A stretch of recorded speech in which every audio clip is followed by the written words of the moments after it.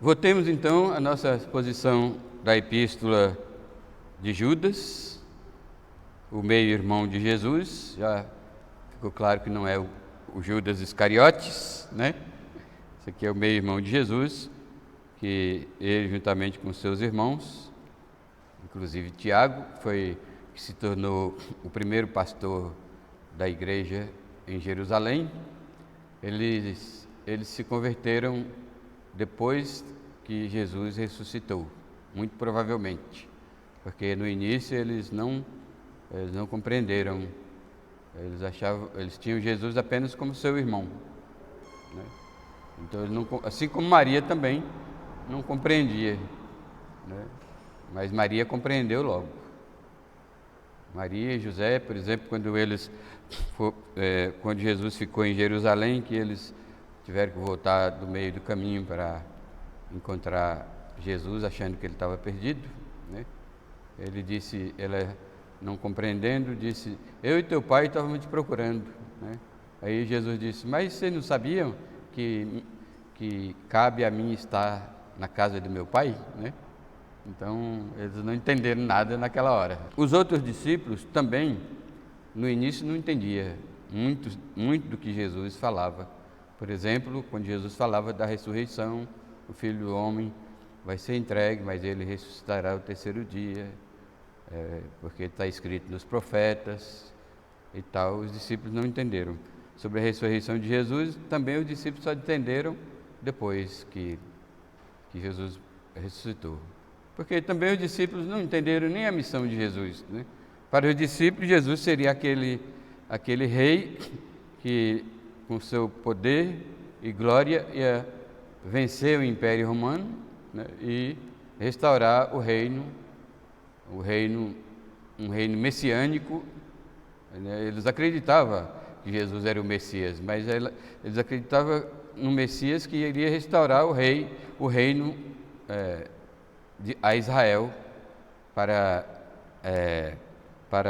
libertá-los de uma vez por todas do jugo do Império Romano. Eles estavam cansados de estar sob o jugo do Império Romano. Mas ninguém entendeu Jesus no começo, né? Agora imagine os fariseus, saduceus, né? Os helenistas, né?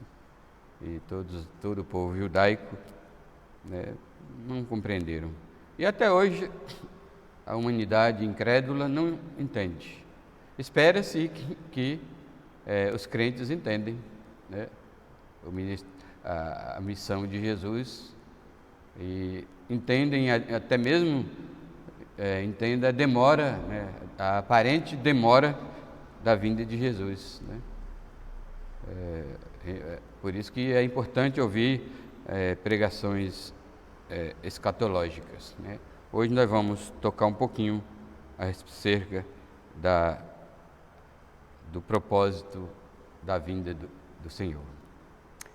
Então, o tema de hoje, com base no versículos 14, 15 e 16 de Judas, eu dei o tema a essa passagem. Eu espero ter razão de ter dado esse tema, né? Vocês me ajudem aí, e se eu estiver errado me corrijam, mas eu acredito que um tema didático dessa passagem é a máscara dos falsos mestres vai cair quando Cristo voltar, né? Eu creio que é isso que está dito aqui nesse texto. A máscara dos falsos mestres vai cair quando Cristo se manifestar, quando Cristo voltar. Porque, inclusive, um dos propósitos da vinda de Cristo, né? Desmascarar,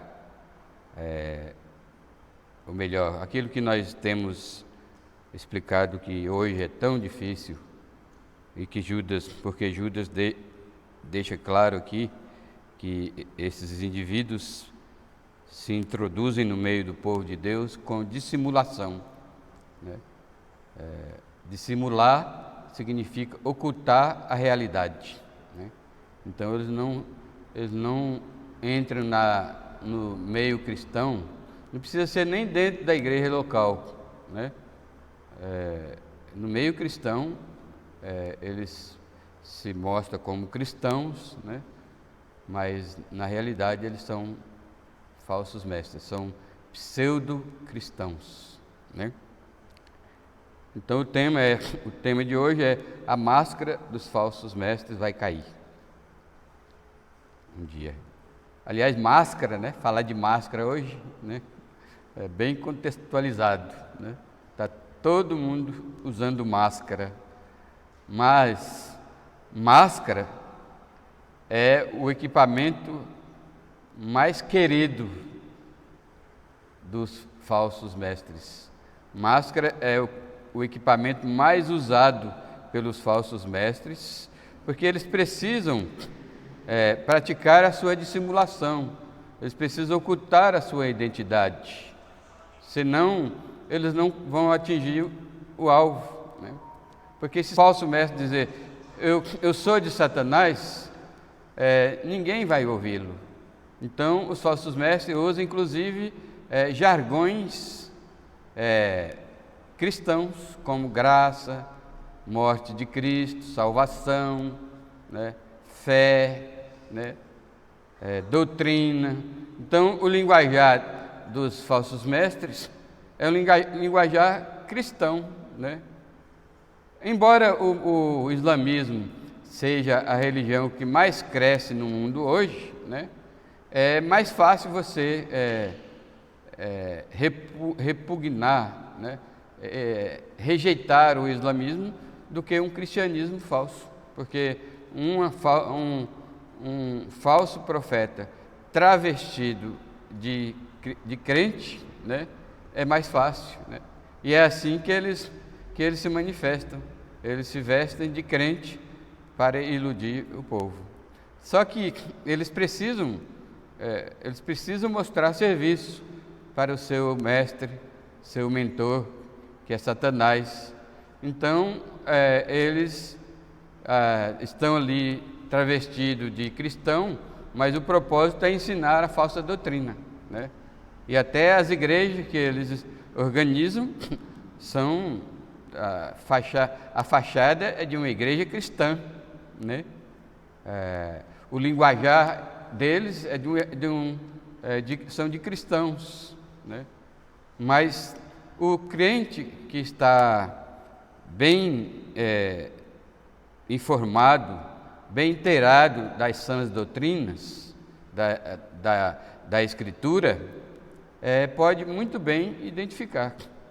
Então, como eu tenho dito, o falso mestre é como o falsificador de moedas, né?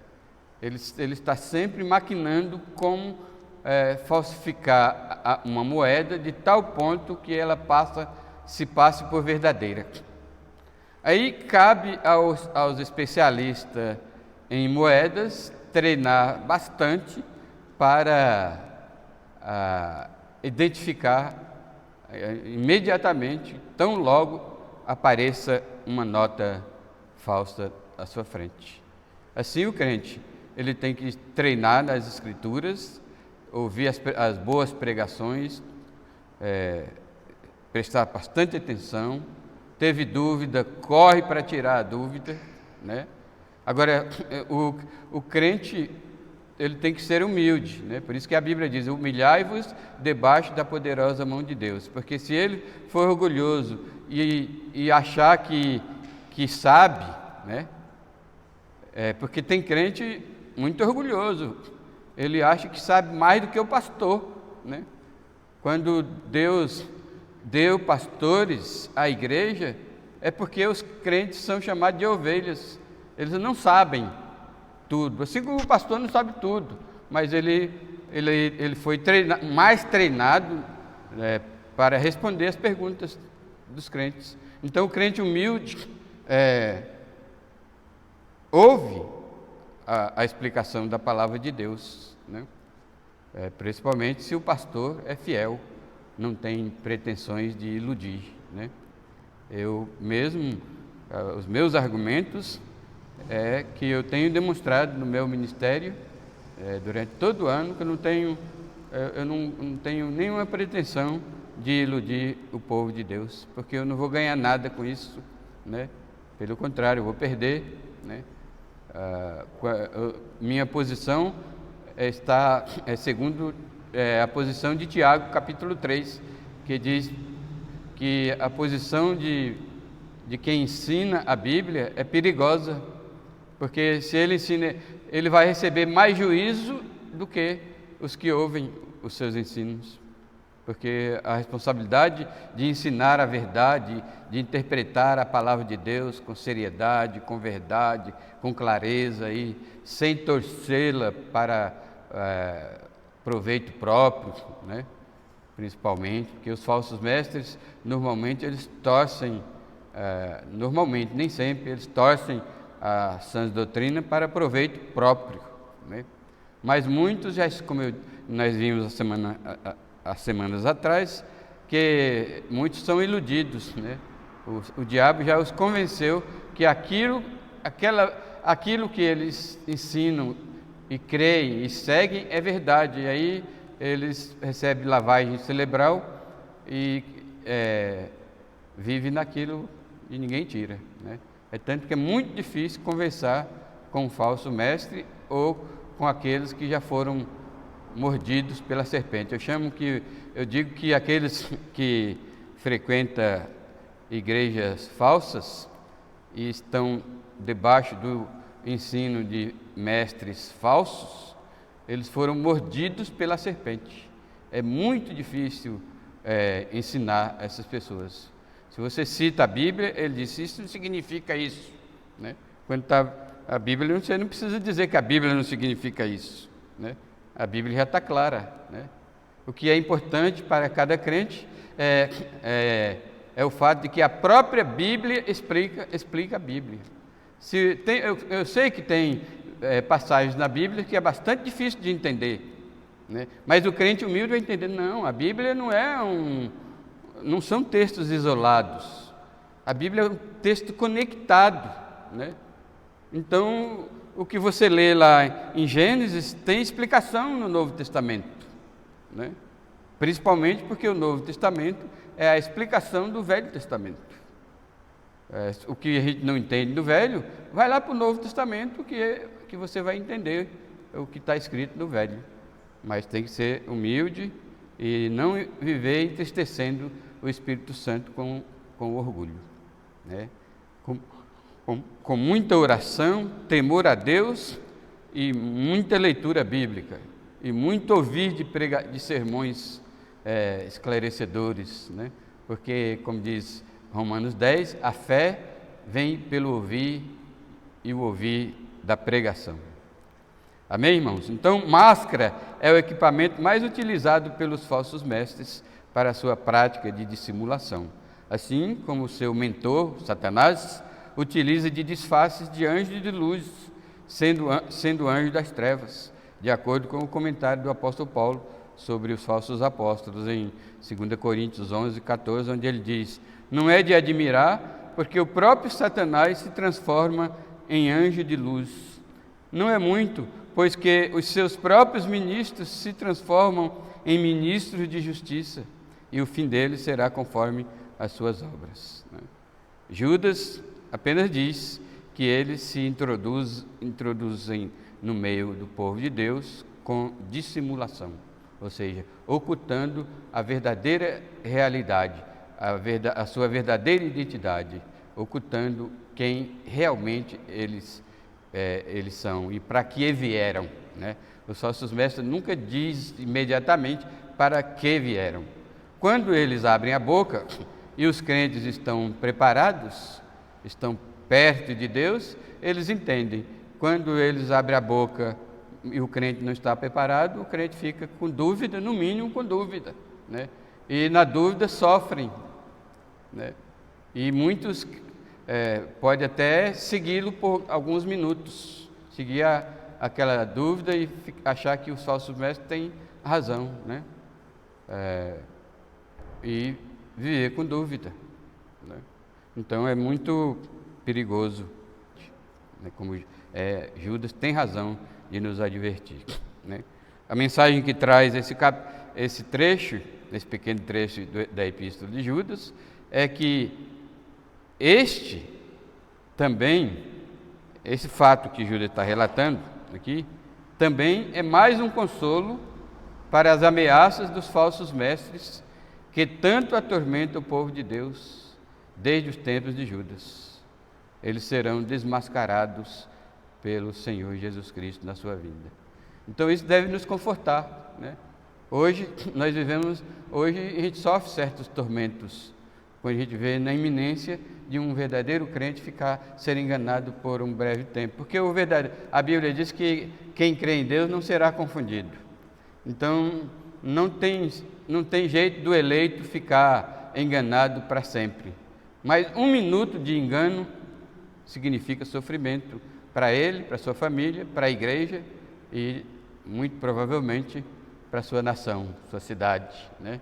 Porque os nossos pecados não afeta somente a nós, né? Ele afeta um grande número de pessoas, né? O nosso pecado se espalha, né? Mesmo quando ninguém sabe, né, dos nossos pecados estão causando dano nas pessoas e principalmente entristecendo o Espírito Santo, como diz Efésios capítulo 5.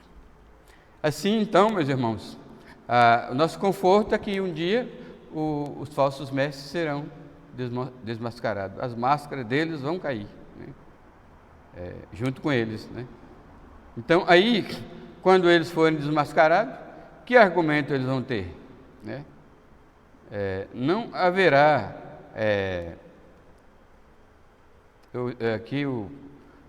tangenciamento, né? Não haverá tangenciamento. Eu corrigi 2 vezes isso aqui e o sistema do tablet mudou, né? Então não haverá tangenciamento, não tem jeito dele sair pela tangente, não haverá saída, né? Agora não, se a gente for discutir com um falso mestre e dizer para ele que ele está ensinando falsa doutrina e está prejudicando a casa de Deus, a igreja de Jesus, o cristianismo, ele tem 1000 argumentos. É tanto que nem, como nós já dissemos aqui, o que Judas está fazendo ao exortar os crentes a batalhar pela fé, não está mandando a gente discutir com os falsos mestres. É vão discutir com os falsos mestres, eles têm 1000 argumentos, né? Agora eu quero ver aqui na vinda de Jesus, e é por isso que Judas traz a lume uma das funções da volta de Jesus, um dos propósitos da volta de Jesus. Na volta de Jesus não tem jeito, eles vão ser encurralados, vão ser cercados, diante do Senhor Jesus eles não têm argumento, né? Então serão desmascarados diante do Senhor. Então, o primeiro ponto aqui dessa passagem é que a verdadeira identidade, lembra que nós falamos no versículo 4, com base no versículo 4, que é muito difícil, quase impossível identificar os falsos mestres, até que eles abram a boca e nós estejamos preparados com a sã doutrina para não acreditar neles, no que eles dizem, né? Mas é muito difícil a identidade dos falsos mestres, mas nesse dia não haverá dificuldade. A verdadeira identidade dos falsos mestres só será revelada na volta de Cristo. Quando Judas escreve aqui no versículo 14: quanto a estes, 14 e 15, quanto a estes foi que também profetizou Enoque, o 7º depois de Adão. Aí a dúvida de muitos irmãos quando lê isso aqui mas Enoque não é um livro, não tem esse livro na Bíblia, né? Enoque não é um livro canônico, né? Sim, Enoque não é um livro canônico, mas é um livro que realmente existe. É claro que Enoque não é um livro. Enoque, que é o 7º depois de Adão, não escreveu nenhum livro. Então, esse livro de Enoque, assim como outros, são chamados pseudepígrafe, né? Então, aqueles livros que surgiram durante os 400 anos do silêncio de Deus, que vai de Malaquias até João Batista, uns são chamados os livros apócrifos e outros são chamados de livro pseudoepígrafe, né? O livro chamado apócrifo é Judite, Macabeus, Judas, né? Livro de sabedoria, etc., né? E esses são os livros que surgiram naquele período. E surgiram também os livros chamados pseudepígrafe. Pseudepígrafe quer dizer, o autor que leva o nome não é verdadeiro o autor, né? Mas existe esse livro chamado Primeiro Enoque, né? Porque tem Segundo Enoque, né? Na época do mestrado, na Palavra da Vida, eu fiz uma monografia, e o título da monografia era Influência da Escatologia dos livros do período interbíblico. Período interbíblico é chamado aqueles 400 anos. E a influência da escatologia individual, o título é assim, da escatologia individual dos livros no período interbíblico sobre a escatologia individual do Novo Testamento, né? A pesquisa era para verificar se houve alguma influência da escatologia dos livros escritos no período, da escatologia individual dos livros escritos no período interbíblico no Novo Testamento, né? E nós não devemos estranhar Judas citando Enoque, sendo que Judas é um livro canônico. Canônico quer dizer um livro considerado inspirado por Deus, né? E dado ao povo de Deus, à igreja cristã. O Novo Testamento precisou passar por uma coleção, por um colecionamento que demorou alguns anos, né, para chegar aos 27 livros, né, para ser reconhecido como livros canônicos, né. O Velho Testamento não precisou, já era escrito, já era reconhecido como um livro inspirado por Deus. O Novo Testamento demorou um pouco, né? As epístolas de Paulo demoraram até serem reconhecidas como livro canônico, e numa dada época se formou o que é chamado de cânon do Velho Testamento, né? Daí que vem a palavra canonizar, né? Então, o que significa basicamente a coleção de livros considerados inspirados por Deus, com provas, e para isso os colecionadores tiveram que ter provas incontestáveis, né? E a gente acredita também que a canonização dos livros do Novo Testamento, do Velho Testamento não precisou, né? Era escrito, o profeta já escrevia e já era considerado o livro de Deus, né? Todo o Velho Testamento. Então nós consideramos que os livros chegaram até nós como livro canônico, a Bíblia, a Palavra de Deus, tiveram, claro, a orientação providencial do Espírito Santo, né? Porque primeiro teve para escrever, os autores tiveram não orientação, mas a coordenação, a editoração. O editor da Bíblia é o Espírito Santo. Os profetas no Velho Testamento e os apóstolos no Novo Testamento, né? Apóstolo e não apóstolo, como no caso de Judas e Lucas, né? Foram inspirados pelo Espírito Santo a escrever, e os que vieram depois que os apóstolos morreram, os que Deus usou para colecionar os textos inspirados, né? Separando dos textos não inspirados, tiveram a iluminação e a orientação do Espírito Santo, tá certo? Aí, só que o conceito de inspiração, qual é o conceito de inspiração? A gente precisa entender, para você não ficar com dúvidas, você tem que entender que o conceito de inspiração é o seguinte: o Hebreus 1 diz que Deus falou ao seu povo de muitas vezes e de muitas maneiras, né? Lucas, por exemplo, teve que fazer uma pesquisa, né? Uma pesquisa de campo, entrevistando aqueles que viveram com Jesus, na época que Jesus, durante o tempo que Jesus passou aqui, aqueles que conviveram com Jesus aqueles 33 anos, né? Foram as fontes de Lucas, né? Então, a inspiração admite a pesquisa, né? Então, é muito salutar entender que a inspiração admite a pesquisa. Então, Judas foi pesquisar, ele leu o livro de 1 Enoque e encontrou lá em 1 Enoque, talvez você pode dizer, mas isso não precisava. Não, o Espírito Santo o guiou a essa pesquisa. Ele encontrou em 1 Enoque uma referência escatológica, né?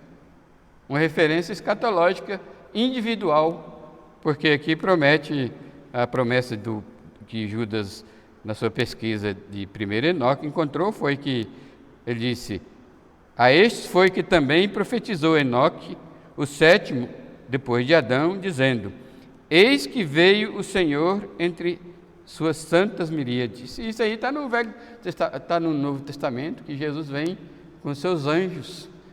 Ele descerá do céu acompanhado de seus anjos. Aqui, santas miríades são os anjos que acompanharão Jesus na sua vinda para julgar a terra, né? E julgar os falsos profetas, julgar os pecadores, né?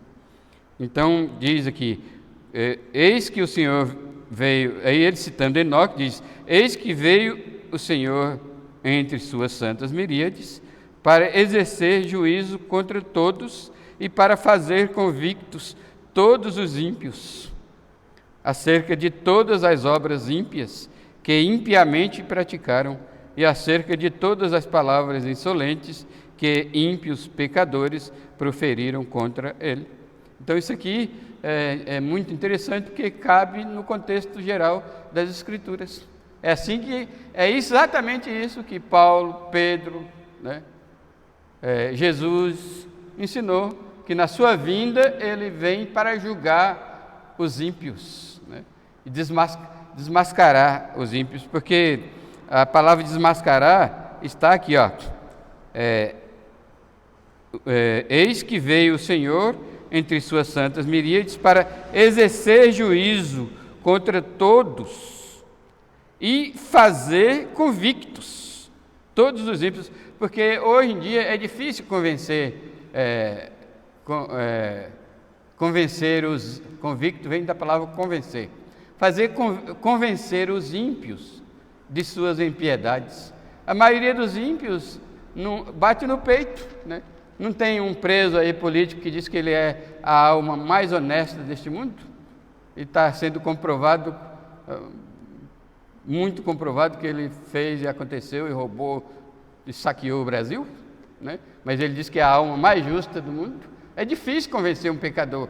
Um pecador nunca reconheceu o seu erro, né? Nunca confessou, um pecador nunca confessa. Por isso que arrependimento e confissão de pecado é obra do Espírito Santo. Um pecador só reconhece que é pecador e que pecou contra Deus e fez coisas erradas contra Deus e se arrepende e pede perdão a Deus, se for pelo poder do Espírito Santo. Sem o poder do Espírito Santo, sem a pregação do Evangelho, pecador nenhum reconhece. Eles morrem dizendo: não fiz, não fui eu sou inocente, né? Eu sou inocente, essa é a palavra que eles repetem. Esta é uma gravação, eu sou inocente. Né? Então, mas quando Jesus vier, meus amados, diante de Jesus, ninguém vai dizer eu sou inocente, né? Porque o julgamento de Jesus é o julgamento de Deus, do próprio Deus. Jesus disse que quando ele vier julgar, e no Velho Testamento está bem claro isso, que Deus não julga segundo as aparências, né? E Deus julga segundo os fatos, né? E o julgamento de Jesus é segundo a sua própria observação, né?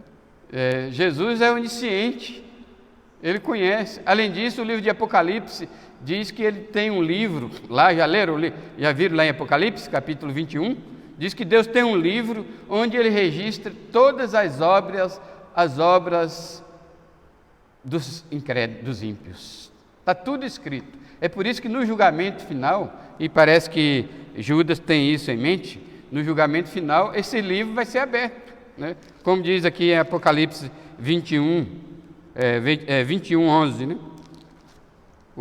20, 11. Vi um grande trono branco e aquele que nele se assenta, de cuja presença fugiram a terra e o céu, e não se achou lugar para eles. Vi também os mortos, os grandes e os pequenos, postos em pé diante do trono.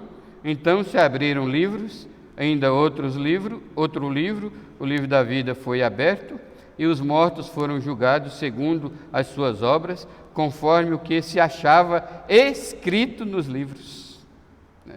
Então não tem escapatória, não tem, como eu disse lá, não tem tangenciamento, né? Não tem para onde correr, não tem para onde sair, né? Esses falsos mestres serão julgados com base na verdade escrita no livro, e além disso, além de manter o escrito no livro, Deus conhece todos os corações, todos os pensamentos de todos os tempos, e a sua memória é infalível. Deus guarda na memória cada ato feito pelos homens, né? Nada vai escapar. Não é assim que Hebreus capítulo 4, versículo 12 diz? Olha, vamos olhar mais um pouquinho aqui. Hebreus 4, 12. Hebreus 4, 12 diz assim: porque a palavra de Deus é viva e eficaz, e mais cortante que qualquer espada de 2 gumes, e penetra até o ponto de dividir alma, espírito, juntas e medulas, e apta para discernir os pensamentos e propósitos do coração. E o versículo 13 conclui: e não há criatura que não seja manifesta a sua presença. Pelo contrário, todas as coisas estão descobertas e patentes aos olhos daquele a quem temos de prestar contas. Ou seja, todos nós, todo ser humano está pelo avesso diante de Deus, né? Deus conhece todos os nossos pensamentos, todas as nossas intenções, todos os nossos propósitos, tudo que nós falamos, né? Então, naquele dia, Deus, conforme lemos aqui em Judas, na epístola de Judas, no versículo 14, ele virá, na sua vinda, ele vai fazer os falsos profetas, fazê-los convictos, né?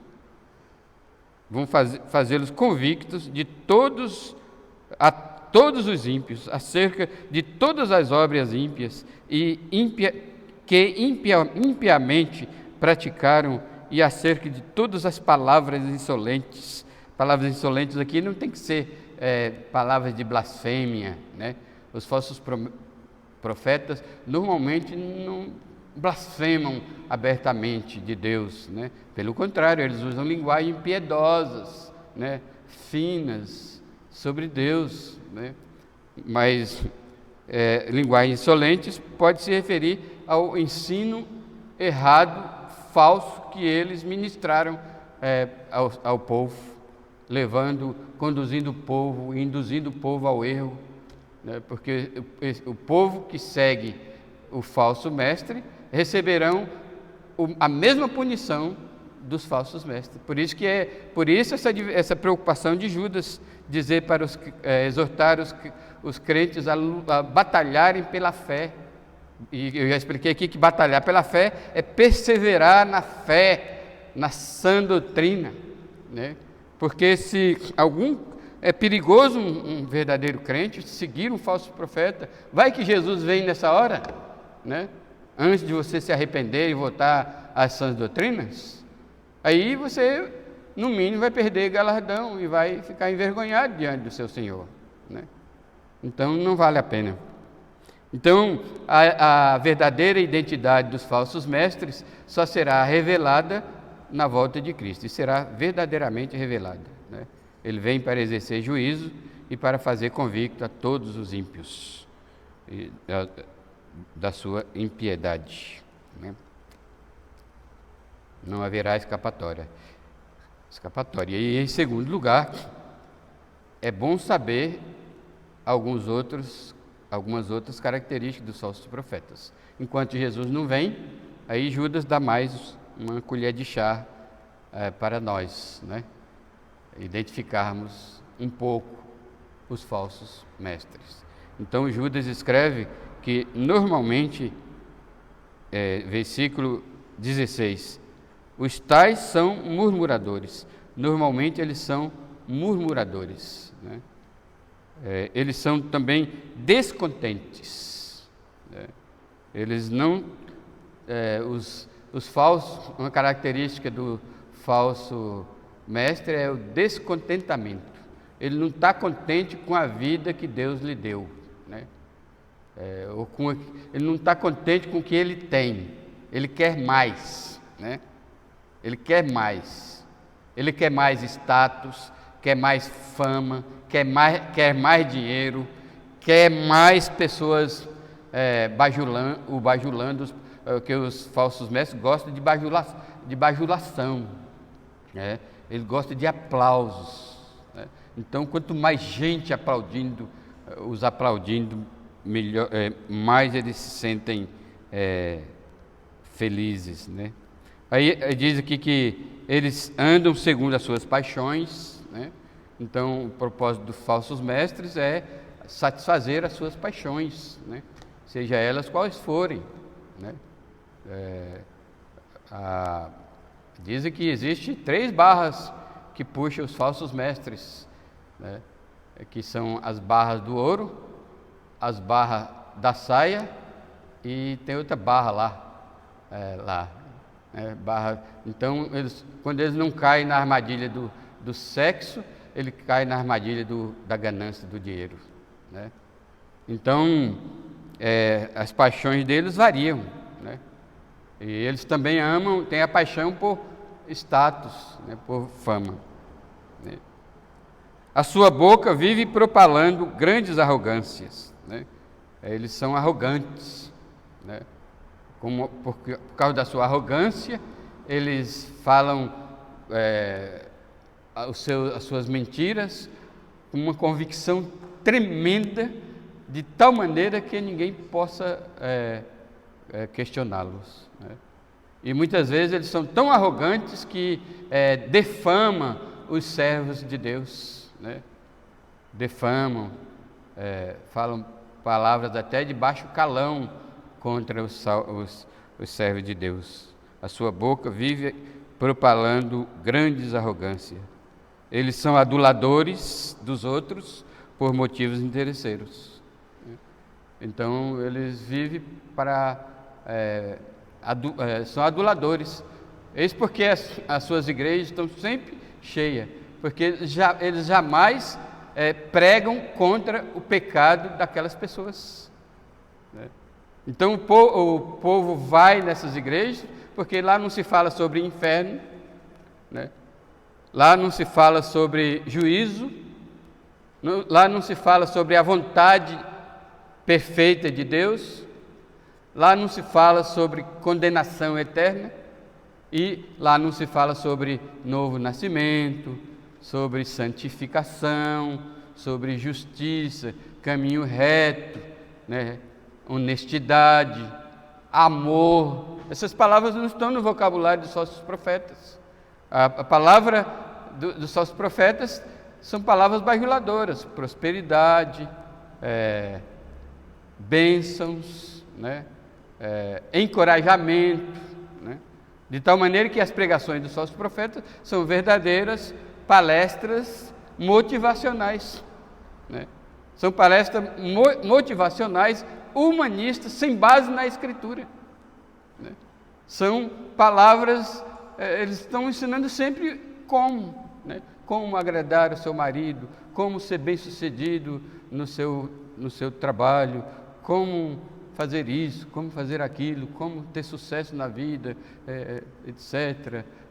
E ali e acolá, sempre exortações humanistas. Olha, você tem valor, você tem valor para Deus, você não é uma pessoa que não se despreza a si mesmo, lute pela sua dignidade.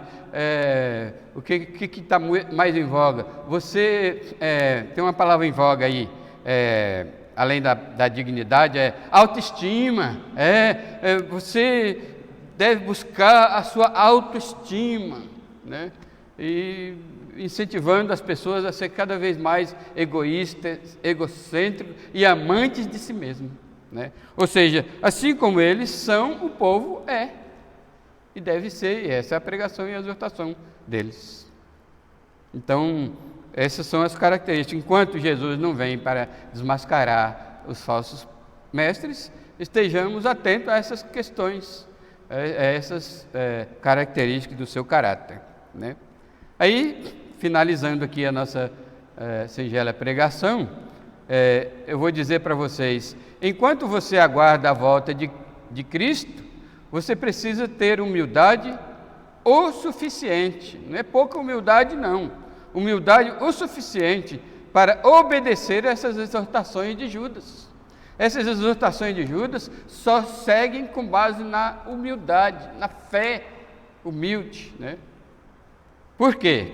Porque, na verdade, meus amados irmãos, nenhum de nós somos fortes contra os falsos mestres. Frequentemente, pastores fiéis são iludidos pelos falsos mestres. E os crentes, né? O que está de crentes que estão abandonando as suas igrejas de origem, as suas doutrinas de origem, para seguir esses falsos mestres, não está escrito, né? Eles mudam de igreja como se muda de camisa, né? Inclusive, eles chegam lá na igreja dos falsos mestres, chegam lá, as suas expectativas não são atendidas, porque não é verdade, né? Aí eles vão buscar outra igreja, e onde suas paixões, seus anseios são atendidos. Então, nós devemos ser humildes para aceitar, crer e obedecer a essas exortações de Judas, porque nenhum de nós somos fortes contra o falso mestres. E devemos humildes para confiar no fato de sermos protegidos por Deus. Judas já começou a sua epístola dizendo que nós somos chamados, nós somos guardados e nós somos amados por Deus. Então, confiar na proteção que Deus já proveu para nós. Terceiro, defender as doutrinas bíblicas que Deus nos deu, estudando constantemente para não ter dúvidas ao ser abordado por um falso mestre. Muitos sofrem porque não conhecem as Escrituras, como Jesus disse aos saduceus: errais não conhecendo as Escrituras, nem o poder de Deus. Muitos crentes erram e ficam com dúvida e até saem das suas igrejas de origem, abandonam as suas doutrinas de origem, porque não conhecem a sã doutrina, não estudam a palavra de Deus, dizem que teologia é só para os pastores, né? Nada disso, irmãos. Teologia interessa a todo crente que ama a Deus, ama ao Senhor Jesus Cristo, ama a sua vinda e quer servi-lo cada dia mais e melhor, né? Outra coisa que pedir discernimento enquanto estuda a sua Bíblia, não ser autossuficiente, deve pedir discernimento a Deus para identificar os falsos mestres quando eles abrirem a sua boca, porque eu sei que, como eu disse, os falsos mestres são difíceis de serem identificados até que eles abram a boca, mas ainda assim devemos estar preparados com a palavra, o conhecimento da palavra de Deus, senão eles nos enganarão também. Mas uma coisa aqui é se manter firme naquilo que aprendeu desde o princípio, e se alguma coisa errada for encontrada no seu conjunto de crenças, porque nós não somos perfeitos, ali e acolá nós podemos estar crendo errado, né? Se você está crendo errado em alguma coisa durante o tempo todo que você é crente, você ainda crê errado acerca de uma coisa, seja humilde, faça um estudo bíblico, pergunte Lê livros, pergunte para o seu pastor, ouve pregação, ouça o que a Bíblia diz, peça discernimento a Deus, que senão a hora que você for abordado pelo falso mestre, você é preso por eles, né? Então manter-se firme naquilo que aprendeu desde o princípio, e se alguma coisa errada for encontrada, porque eu posso encontrar alguma coisa errada em meu conjunto de crenças, mas cabe a mim corrigir depressa, o mais depressa possível, pois permanecer na dúvida, meu irmão, é muito perigoso, porque por pelo menos duas razões, permanecer na dúvida é perigoso. Pode bloquear a sua comunhão com Deus, porque Deus não quer que ninguém tenha dúvida. Não é a vontade de Deus que você tenha dúvida. A realidade é que Deus sabe que nós somos suscetíveis a ser dúvida, porque nós não sabemos tudo. Mas a vontade de Deus é que sejamos humildes e confiamos na palavra de Deus e procuremos resolver logo essas dúvidas, né? E a segunda coisa é porque pode prejudicar os meus galardões. Se você morrer nessa dúvida, você vai perder o galardão. Se você morrer nessa dúvida só porque você é orgulhoso e não quer ceder ao que ensina a palavra de Deus, ou pelo menos não quer procurar na palavra a solução da palavra de Deus, você vai perder galardão. Você vai perder a comunhão com Deus, vai perder o galardão. Isso não vale a pena, né? Você não terá a vida abundante se você perde a comunhão com Deus e perde os galardões. Você não terá a vida abundante aqui, e quando chegar no tribunal de Cristo, no Bema, você não vai receber os galardões com os quais você vai glorificar o seu Deus. E mais uma observaçãozinha aqui, a pergunta que você pode fazer é: pastor, mas isso não soa um tanto rigoroso? Sim, a Bíblia é rigorosa, né? Mas quantas vezes você teve a oportunidade de sanar a sua dúvida e você não quis, né? Você deixou passar, procrastinou, né? Procrastinar quer dizer deixar para depois, né? Depois eu resolvo. Não, resolve logo, né? Então, é meio rigoroso? Sim, mas e as oportunidades que Deus lhe dá e você não aproveita? Certo? Então, voltando aqui, enquanto você aguarda a volta de Cristo, você precisa ter humildade o suficiente para obedecer às exortações de Judas. Amém? Que Deus nos abençoe. Damos graças, Senhor, pelo esclarecimento dessa epístola escrita por inspiração do Espírito Santo no teu servo Judas. E agora nós somos felizardos porque nós estamos desfrutando dos seus ensinamentos, das suas exortações e dos seus encorajamentos. Então somente, Senhor, abre os nossos olhos, abre a nossa sensibilidade, dá-nos sede e fome de justiça e vontade de resolver as dúvidas que nós, porventura, ainda temos para não cairmos nos laços do diabo através dos falsos mestres. Também nos confortamos e agradecemos porque sabemos que esses falsos mestres que agora atormentam o povo de Deus, atormentam a igreja de Jesus, um dia será desmascarado. E eles não vão escapar, vão ser julgados, e junto com o falso profeta e com a besta serão lançados com todos os ímpios no lago de fogo para sempre.